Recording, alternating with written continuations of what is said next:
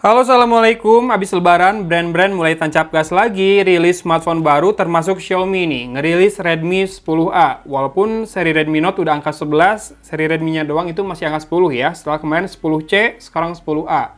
Biasanya A ini yang paling terjangkau, lebih terjangkau dari C.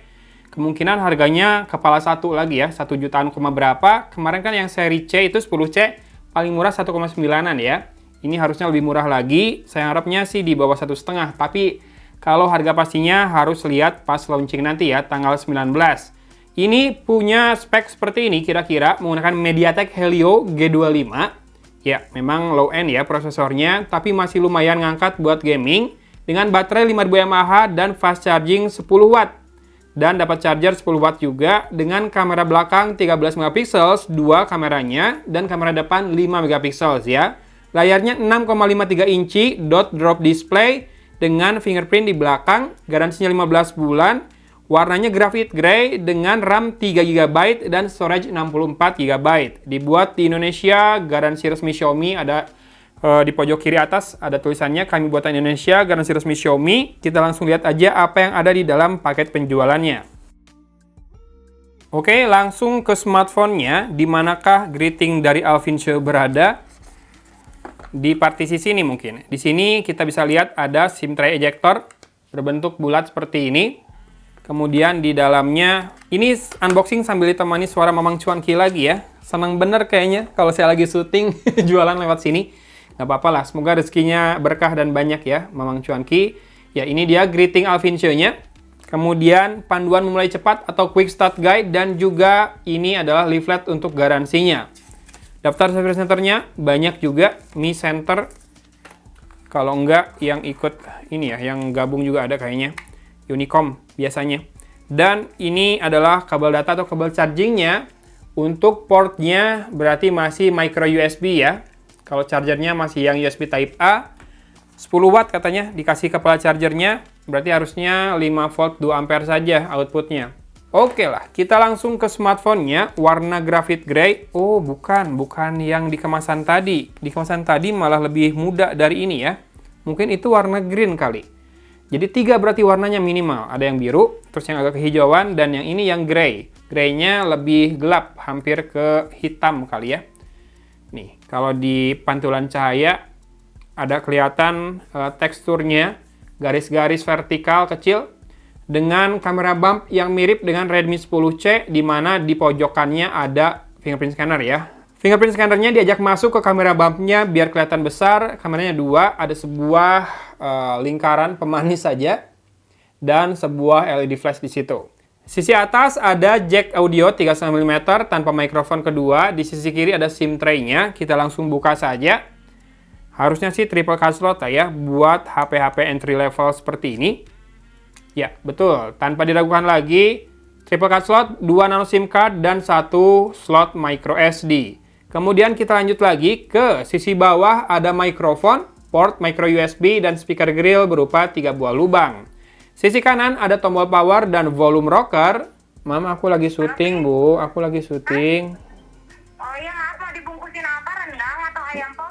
Ya, dan sisi depannya kita harus lepaskan dulu plastik pelindungnya. Di sini ada highlight speknya lagi, yang mana di kardusnya aja udah ada. Xiaomi ini memang seneng banget nonjolin spek ya. Kemudian kita akan nyalakan layarnya yang 6,53 inci HD Plus ini. Helio G25 itu rilisnya dari tahun kapan ya? Kayaknya sebelum pandemi udah ada yang pakai. Jadi Xiaomi kembali ke Helio G25.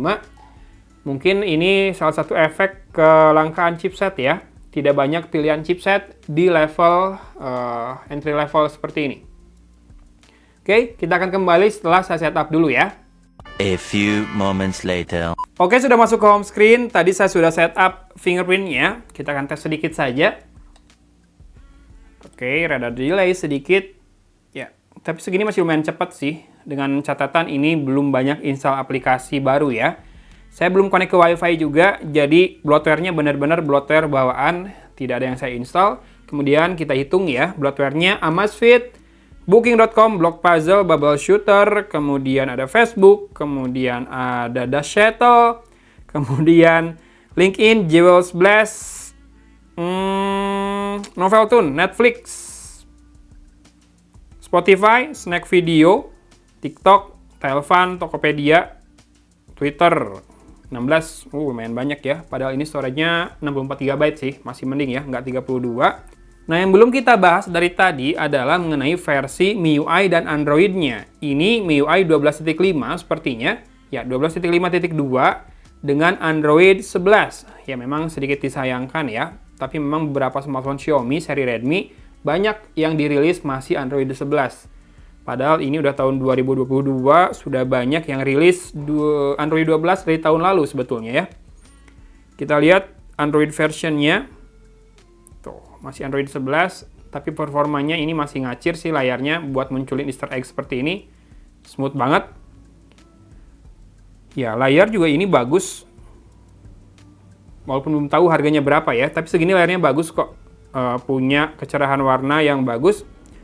Oh iya, ini masih pakai ini ya, navigasinya masih pakai tombol di bawah. Tadi saya swipe dari pinggir, lupa karena kebiasaan pakai gesture. Storage-nya terisi 16,2 GB, berarti free-nya sekitar 47,8 GB. Saya tuh pengen tahu, oh ini security update-nya, 1 Februari 2022. Ini udah bulan Mei, smartphone lain udah pada dapat update April ya. Ya, PR lah. Xiaomi mungkin karena makin banyak device-nya, developernya jadi rada keteteran juga buat ngasih update. Kemudian apalagi yang mau dilihat, kameranya 13 megapiksel, 2 kamera, berarti kemungkinan hanya untuk portrait. Oke, kita harus setuju dengan ini ya, baru bisa pakai kameranya. Oke, location nggak usah. Ada portrait mode di situ, foto, video, dan pro. Untuk video, Full HD 30 fps atau HD 720p 30 fps ya. Kalau kamera depan 5 megapiksel tapi masih bisa Full HD 30 fps juga. Dan ada mode Pro. Lumayan banget setupnya lengkap, ada exposure compensation, ISO dari 100 sampai dengan 3200, shutter speed dari 1/1000 sampai dengan 32 detik, fokus manual dan juga white balance ya. Kemudian di sini bisa cek untuk delay, grid line, focus picking, exposure verification. Tapi tidak ada mode RAW ya. Dan kameranya kan 13 megapiksel. Tidak ada resolusi yang lebih tinggi. Mode yang misalkan 48 atau 50 nggak ada. Ada mode night, short video, dan time lapse. Oke, itu dia kameranya. Tungguin reviewnya, nanti kita bahas kamera, loudspeakernya, kemudian performa G25 di tahun 2022 ini. Terakhir sih coba G25 ini masih bisa main PUBG walaupun ya nggak nikmat-nikmat banget. Mungkin ini lebih diperuntukkan bagi mereka yang budgetnya terbatas dan lagi butuh buat ganti handphone karena rusak atau buat anaknya sekolah. Tapi karena sekarang udah mulai PTM di mana-mana, tatap muka, mungkin ya buat komunikasi aja ya. Anaknya udah mulai dikasih handphone atau buat yang nyari handphone kedua, buat nemenin Android-nya atau brand lain atau OS lain, butuh Android yang baterainya besar, tidak usah yang kenceng-kenceng banget, nggak buat gaming. Layarnya besar juga, buat nonton masih bisa, masih oke. Iya, warnanya bagus layarnya. Untuk level harga berapa sih? Harganya belum tahu, tapi kemungkinan saya tebak nih ya, nggak jauh-jauh dari 1,5 jutaan lah.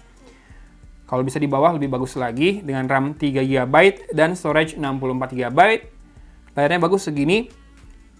Apalagi? Baterainya 5000 mAh, fast chargingnya ya 10 watt saja, lumayan aja. Kalau buat standby doang sih, buat telepon, ya buat sesekali WhatsApp, nomor kedua, oke lah ya.